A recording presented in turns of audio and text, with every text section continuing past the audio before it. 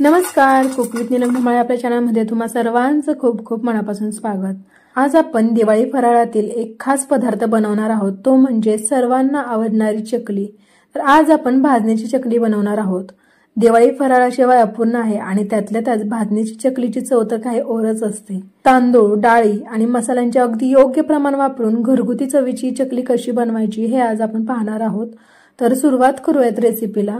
चकलीसाठी लागणारी भाजणी बनवण्यासाठी आपल्याला कोणकोणते धान्य, डाळी आणि मसाले लागतात ते आता आपण पाहूयात। इथे मी 2 वाटी रेशनचे तांदूळ घेतलेले आहेत। तुम्हाला जर रेशनचे तांदूळ वापरायचे नसतील तर कोणता सुद्धा जुना तांदूळ तुम्ही वापरू शकता। आणि ज्या वाटीने तांदूळ घेतलेले आहेत त्याच वाटीच्या मापाने 1 वाटी हरभरा डाळ म्हणजे चणा डाळ घेतलेली आहे, अर्धी वाटी मूग डाळ, अर्धी वाटी उडीद डाळ, पाव वाटी साबुदाणा घेतलेला आहे, 1 वाटी पोहे घेतलेले आहेत। जे कांदा पोहे बनवण्यासाठी पोहे लागतात ते इथे मी घेतलेले आहेत। यानंतर 2 चमचे धने, 1 चमचा जिरे आणि अर्धा चमचा ओवा घेतलेला आहे। चकलीची भाजणी बनवून घेण्यासाठी हे जे धान्य डाळी आहेत ती इथे घेतलेले आहेत। एकाच वाटीच्या मापाने हे सगळे मोजून घ्यायचे आहेत। तुम्हाला जर कपने मोजायचं असेल तरी सुद्धा तुम्ही मोजून घेऊ शकता। चकलीची भाजणी बनवून घेण्यासाठी इथे मी रेशनचे तांदूळ घेतलेले आहेत। तांदूळ छान साफ करून घेतलेले आहेत। आता हे आपल्याला धुवून घ्यायचे आहेत। तर याच्यामध्ये मी पाणी घालते आणि 2 ते 3 पाण्याने आपण हे तांदूळ स्वच्छ असे धुवून घेणार आहोत। तर याच्यामध्ये पाणी घालूयात आणि आता छान असे तांदूळ हाताने चोळून धुवून घ्यायचेत। एका पाण्याने धुतल्यानंतर याच्यातील पाणी काढून घेते आणि आणखीन याच्यामध्ये पाणी घालून घ्यायचंय आणि दुसऱ्या पाण्यामध्ये सुद्धा छान चोळून असे हे तांदूळ धुवून घ्यायचेत। इथे मी 3 ते 4 पाण्याने तांदूळ स्वच्छ धुवून घेतलेले आहेत। तुम्ही पाहू शकता अगदी पांढरा शुभ्र असा तांदूळ दिसत आहे। असंच धुवून घ्यायचं आहे आणि आता हे तांदूळ आपल्याला सुकत घालायचेत, वाळवून घ्यायचे नाहीत तर सुकत घालणार आहोत। तर तांदूळ सुकत घालण्यासाठी इथे पहा एक कॉटनचं कापड मी खाली अंथरून घेतलेलं आहे। पाण्यातून निथळून पूर्णपणे हे तांदूळ आता या कापडावरती घालून घ्यायचेत। आता हे जे तांदूळ आहेत ते याच्यावरती पसरवून घालायचेत। तांदूळ पसरवून घालत असताना ते दाटसर घालायचे नाहीत, थोडंसं पातळ घालायचं म्हणजे ते लगेच सुकले जातील। तर फॅन खाली हे तांदूळ आता सुकवून घेऊयात। तांदूळ सुकतायत त्याचबरोबर इथे एक मी नॅपकिन खाली अंथरून घेतलेला आहे आणि याच्यावरती ही जी चणा डाळ आहे ती घेतलेली आहे। 1 वाटी चणा डाळ घेतलेली आहे। ही चणा डाळ स्वच्छ पुसून घ्यायची आहे, पण ही जी डाळ आहे ती मी घरी बनवलेली आहे, घरची डाळ आहे त्यामुळे पुसून घेतली नाही तरी सुद्धा चालेल। तुम्ही जर बाहेरून डाळ विकत आणली असेल तर तुम्ही ती पुसून घ्यायची। तर ही मी पुसून घेणार नाहीये, अशीच ही भाजून घेणार आहे। याचबरोबर इथे पहा अर्धी वाटी मूग डाळ घेतलेली आहे, ही मी बाहेरून आणलेली आहे त्यामुळे मी पुसून घेणार आहे। तर नॅपकिन वरती ठेवून असं छान असं हे पुसून घ्यायचंय। त्याला जी लागलेली पावडर असते ती निघली पाहिजे, अशा प्रकारे हे छान चोळून असं पुसून घ्यायचंय म्हणजे ते छान असं पुसलं जातं आणि त्याची पावडर सुद्धा निघून जाते। पहा इथे आता मूग डाळ आहे ती पुसून झालेली आहे, आता ती मी बाजूला काढून घेते आणि अशाच प्रकारे आता उडदाची डाळ सुद्धा आपल्याला पुसून घ्यायची आहे। उडदाच्या डाळीला भरपूर असं पीठ असतं, तर पहा असं नॅपकिनच्या सहाय्याने किंवा दुसऱ्या कुठल्या कॉटनच्या सहाय्याने पुसून घ्यायचंय। उडीद डाळ सुद्धा आता छान अशी पुसून झालेली आहे, तुम्ही पाहू शकता याला पीठ जरा सुद्धा राहिलेलं नाहीये। आता ही सुद्धा डाळ मी बाजूला काढून घेते आणि आता या नॅपकिनवरती साबुदाणा घेते आणि साबुदाणा सुद्धा या अगोदर डाळी जशा पुसून घेतल्या तसाच पुसून घ्यायचा आहे। इथे तर पहा ह्या ज्या डाळी आहेत त्या मी सगळ्या पुसून घेतलेल्या आहेत। याच्यामध्ये जी हरभरा डाळ होती म्हणजे चणा डाळ होती ती घरी बनवली आहे त्यामुळे ती पुसलेली नाहीये। यानंतर जे साबुदाणा, मूग डाळ, उडीद डाळ आहेत ते छान असं नॅपकिनवरती पुसून घेतलेले आणि याचबरोबर इथे पोहे सुद्धा घेतलेले आहेत। पोहे पुसून घ्यायची काहीच गरज नाहीये, ते मी चाळणीने चाळून छान पाकडून घेतलेले आहेत।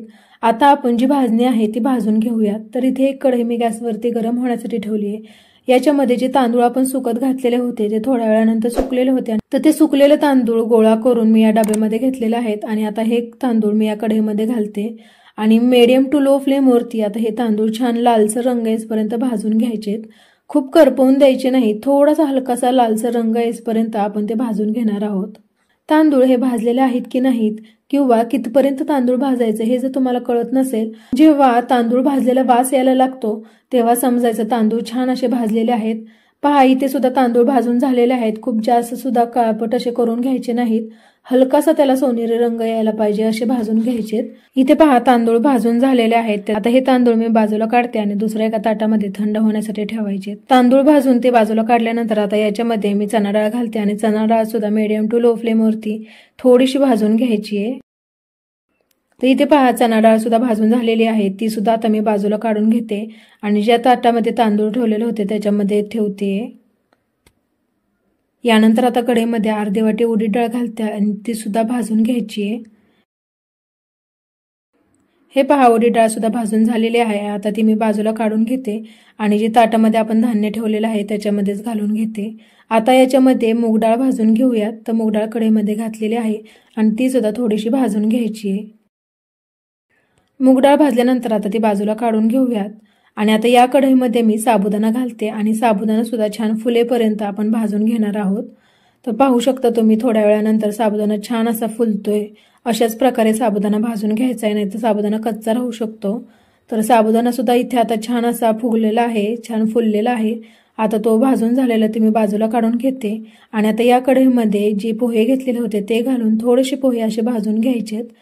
पोहे भाजताना अगदी लो फ्लेमवरती भाजायचे, कारण पोहे लवकर करपू शकतात, त्यामुळे लो फ्लेमवरती मी आता हे पोहे भाजून घेते। इथे पहा लगेचच पोहे भाजून झालेले आहेत, ते आता मी बाजूला काढून घेते आणि आता याच्यामध्ये आपल्याला धने भाजून घ्यायचे। पोह्यानंतर जे जिन्नस आपण भाजून घेणार आहोत त्याच्यासाठी गॅस अगदी लो फ्लेमवरती करायचा आणि आता हे धने सुद्धा लो फ्लेमवरती छान असे भाजून घ्यायचेत। पहा धने सुद्धा लगेचच भाजून झालेले आहेत। आता भाजून झालेले धने हे बाजूला काढून घेऊयात आणि आता कढईमध्ये जिरे घालून घेते आणि जिरे सुद्धा अगदी लो फ्लेमवरती भाजून घ्यायचंय। जिरे भाजल्यानंतर जे ताटामध्ये आपण धान्य ठेवलेले त्याच्यामध्ये ठेवायचे।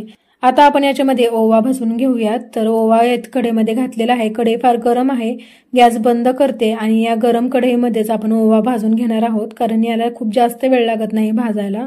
ओवा सुद्धा लगेचच भाजून झालेला आहे। आता हो सुद्धा जे धान्य ठेवलेले आहे आपण त्याच्यामध्ये काढून घेऊयात।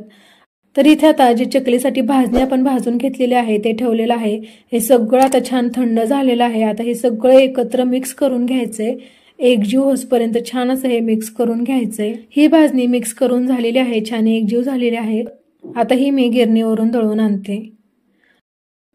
जी भाजणी आपण भाजून घेतलेली होती ते मी गिरणीतून दळून आणलेले आहे। छान पातळ असं पीठ ठेवलेलं आहे, खूप जाडसर असं ठेवायचं नाही। आता हे जी भाजणी आहे तिची आपल्याला चकली बनवून घ्यायची आहे। तर भाजणी इथे आपण सगळी घेतलेली आहे, म्हणजेच 1 किलोची भाजणी इथे झालेली आहे। तर आता आपण हे कपने मोजून घेणार आहोत, म्हणजे जेवढे पिठाची तुम्हाला ही चकली बनवायची आहे ते पीठ मोजूनच घ्यायचं आहे। तर इथे मी कपने मोजून घेतेय। तर 1 कप आहे तो मी दुसऱ्या एका भांड्यामध्ये काढून घेते। तुम्ही अशा प्रकारे कपाने सुद्धा मोजून घेऊ शकता किंवा अशा प्रकारे ह्या पिठाचे 2 भाग करू शकता, म्हणजे अर्धा किलो हे वेगळं होईल। इथे आपण अर्धा किलोच्या पिठाची चकली बनवणार आहोत। हे जे पीठ अर्धा किलो असेल तरी सुद्धा आपण हे मेजरिंग कपने मोजून घेणार आहोत, किंवा दुसरं कोणत्या सुद्धा भांड्याने तुम्ही मोजून घेऊ शकता, कारण हे मोजणं गरजेचं आहे, कारण आपण याच्याच अंदाजानुसार पाणी सुद्धा याच्यामध्ये घालणार आहोत। तर इथे मी 4 कप हे पीठ घेतलेलं आहे भाजणीचं आणि आता हे मी बाजूला एका दुसऱ्या भांड्यामध्ये काढून घेतलेलं आहे। दुसऱ्या बाजूला इथे एका कढईमध्ये 4 कप पाणी घेतलेलं आहे। 4 कप आपण भाजणीचं पीठ घेतलेलं होतं त्याच्यासाठी 4 कप इथे पाणी घेतलेलं आहे। पाणी थोडंसं गरम झाल्यानंतर आता याच्यामध्ये 2 ते 2.5 चमचे लाल मिरची पावडर घालायची आहे। यानंतर याच्यामध्ये अगदी चिमूटभर हिंग घालायचंय, 3 चमचे पांढरे तीळ घालूयात। यानंतर 1 चमचा भरून काश्मीरी लाल मिर्च पावडर घालायची, याने कलर फार छान येतो। आणि यानंतर चवीनुसार मीठ घालूयात, थोडीशी हळद सुद्धा घालूयात, रंग छान येतो। आणि आता हे सगळे मसाले या पाण्यामध्ये घातल्यानंतर मिक्स करून घ्यायचेत आणि या पाण्याला थोडीशी आता उकळी येऊन देऊयात। हे मसाल्याचं प्रमाण आहे ते तुम्ही तुमच्या आवडीनुसार कमी जास्त सुद्धा करू शकता। पहा पाण्याला थोडीशी उकळी येत आहे। आता आपण याच्यामध्ये 1 चमचा साजूक तूप घालायचंय, तुम्ही तुपाऐवजी तेल सुद्धा घालू शकता आणि 1 चमचा घालायचे, खूप जास्त सुद्धा घालायचं नाही। इथे आता पहा पाण्याला छान अशी उकळी आलेली आहे। आता आपण याच्यामध्ये पीठ घालणार आहोत, पण गॅस जो आहे तो अगदी मंद आचेवरती ठेवायचा आहे आणि आता आपण याच्यामध्ये थोडं थोडं करून पीठ घालून घेणार आहोत। आणि आता हे पीठ या मसाल्याच्या पाण्यामध्ये घातल्यानंतर छान असं हे पीठ मिक्स करून घ्यायचंय, पाण्यामध्ये एकजीव असं करून घ्यायचंय। पहा हे जे प्रमाण आहे पाण्याचं आणि पिठाचं ते अगदी योग्य आहे, अगदी योग्य प्रमाणामध्ये असं हे भिजलं जातं। आता हे आपल्याला उकड करून घ्यायची आहे। तर आता हे मिक्स करून झालेलं आहे, पहा मी गॅस बंद करते। आता हे पीठ आपल्याला उकडून घ्यायचंय, तर पीठ फार गरम आहे, तर गॅस बंद केलेला आहे आणि आता याच्यावरती झाकण ठेवून हे असंच आपल्याला उकडून घ्यायची आहे। 10 ते 15 मिनिटानंतर आता मी या उकडीवरचं झाकण काढते आणि पहा अजून सुद्धा हे पीठ गरम आहे, अगदी योग्य प्रमाण झालेलं आहे पाण्याचं सुद्धा।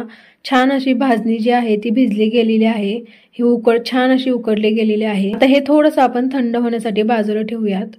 इथे पहा हे जे पीठ आहे ते अगदीच खूप गरम नाहीये, थोडंसं कोमट आहे। आता हे जे पीठ आहे ते आपल्याला मळून घ्यायचे, तर इथे एक ताट घेतलंय, या ताटामध्ये जी आपण उकड काढून घेतलेली होती भाजणीच्या पिठाची त्याच्यातली थोडीशी उकड घ्यायची आहे, खूप जास्त सुद्धा घ्यायची नाही, आणि ही आपल्याला आता मळून घ्यायची आहे।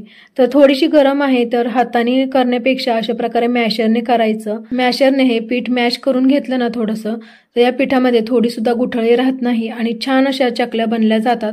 त्यामुळे मॅशरने हे मी थोडंसं मॅश करून घेते, आणि मॅशरने मॅश करून घेतल्यानंतर हाताने सुद्धा अशा प्रकारे हे छान असं मळून घ्यायचंय पीठ, आणि नंतर अशा प्रकारे उभा आकार देऊन घेते मी या पिठाला। आणि आता अशाच प्रकारे ज्या प्रकारे अगोदर आपण हे पीठ मळून घेतलेलं होतं असंच बाकीचं राहिलेलं सुद्धा सगळं पीठ मी मळून घेते आणि असे याचे उंडे करून ठेवलेले आहेत पहा। तर इथे या पिठाचे 5 गोळे झालेले आहेत। आता आपण याची चकली बनवून घेणार आहोत। तर इथे मी शेवगा घेतलेला आहे, तुमच्याकडे याला काय म्हणतात नक्की कमेंट करून कळवा। शेवगा घेतलेला आहे, त्याला खाली जी चकलीची फिरकी आहे ती लावलेली आहे। याच्यामध्ये हे जे पीठ आहे ते भरून घेतलंय, वरून झाकण लावून घेऊयात आणि आता आपण याची चकली बनवणार आहोत। इथे आता मी चकली बनवते, तर खाली पोळपट ठेवलेला आहे, तुम्ही ताटावरती सुद्धा घालू शकता आणि मस्त अशी ही चकली बनवून घ्यायची आहे। तुम्ही पाहू शकता चकली बनवून घेत असताना जरा सुद्धा हे पीठ जाचत नाहीये किंवा या पिठाचे तुकडे पडत नाहीयेत। चकली आहे तशी छान गोल येते, जरा सुद्धा या पिठाचे तुकडे पडत नाहीयेत, म्हणजेच आपली उकड छान झालेली आहे। चकली बनवताना नेहमी उकडी छानच झाली पाहिजे आणि ते पीठ छान मळून घेतलं पाहिजे। चकलीचं पीठ हे जर खूप जास्त कडक असेल तर चकलीचे तुकडे पडतात, आणि जर खूप पातळ झालं तर हे जे पिठाच्या चकल्या छान येत नाहीत, त्याला काटे सुटत नाहीत। तर अशा प्रकारे छान मस्त अशी ही उकड बनवून घ्यायची आहे। तुम्ही पाहू शकता अगदी मस्त अशा चकल्या बनत आहेत। पाहू शकता अशा प्रकारे सुद्धा चकली बनवू शकता। एक मोठी चैन या शेवग्यातून पाडून घ्यायची, नंतर अशा प्रकारे याची चकली बनवून घ्यायची आहे। याचबरोबर तुम्ही अशा प्रकारे डिशवरती सुद्धा चकली बनवू शकता। बऱ्याच जणांना चकली तेलामध्ये सोडताना खूप त्रास होतो किंवा भीती वाटते, तर अशा प्रकारे तुम्ही डिशवरती ही चकली बनवून अशा डिश पालथा घालून सुद्धा तुम्ही या तेलामध्ये चकली घालू शकता। अगदी छान चकली बनलेली आहे, हे पहा। जेवढे तुम्हाला साईजची बनवायची असेल तेवढ्या साईजची तुम्ही चकली बनवू शकता। इथे आता चकली बनवून तयार आहे, आता त्या तळून घ्यायच्यात। तर चकली तळून घेण्यासाठी कढईमध्ये तेल आहे जे गरम होण्यासाठी ठेवलेलं आहे। सगळ्यात अगोदर तेल छान असं गरम करून घ्यायचं आणि गॅसची फ्लेम आहे तो मिडियम टू लो फ्लेम वरती ठेवायची। खूप जास्त हाय फ्लेम वरती या चकल्या तळून घ्यायच्या नाहीत। तेल छान गरम झाल्यानंतर याच्यामध्ये चकली सोडून घेऊयात। खूप जास्त सुद्धा चकल्या सोडायच्या नाहीत, पहा मी इथे 4च सोडलेल्या आहेत। खूप जास्त जर चकल्या सोडल्या तर त्या विरघळू शकतात तेलामध्ये, आणि दुसरी गोष्ट म्हणजे तेल हे जे तुमचं थंड असेल तरी सुद्धा चकली तुमची ही तेलामध्ये विरघळू शकते। त्यामुळे तेल छान गरम झाल्यानंतरच याच्यामध्ये आपण चकली सोडून घेणार आहोत। चकली तळून घेताना आणखीन एक गोष्ट लक्षात ठेवायची म्हणजे सारखी चकली पलटी करायची नाही। जोपर्यंत चकली खालच्या बाजूने अगोदर छान कडक होत नाही तोपर्यंत ती पलटी करायची नाही। तर इथे पहा खालच्या बाजूने चकली छान कडक झालेली आहे, आता इथे पलटी करते आणि आता आपण चकली अलटी पलटी करत छान सोनेरी रंग येईपर्यंत कुरकुरीत होईपर्यंत तळून घेणार आहोत। थोड्या वेळानंतर पहा चकली छान अशी भाजली गेलेली आहे, त्याला रंग सुद्धा फार छान आलेला आहे, अगदी मस्त अशी चकली दिसतेय। आता ही आपण तेलातून काढून घेऊयात। पहा अगदी मस्त अशी चकली ही तळली गेलेली आहे। अशाच प्रकारे आता बाकीचे राहिलेले सुद्धा चकल्या मी बनवून तळून घेते।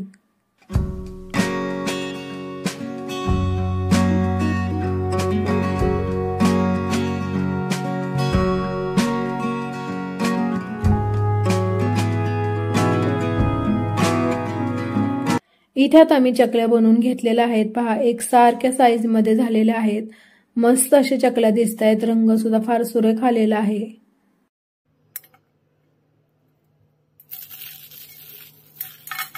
आणि तुम्हाला आवाजावरून सुद्धा समजलंच असेल अगदी कुरकुरीत अशी ही चकली बनलेली आहे, मस्त।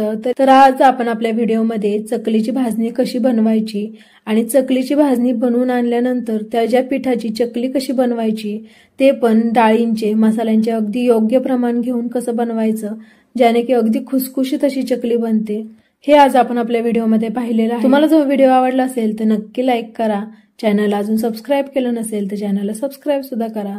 धन्यवाद।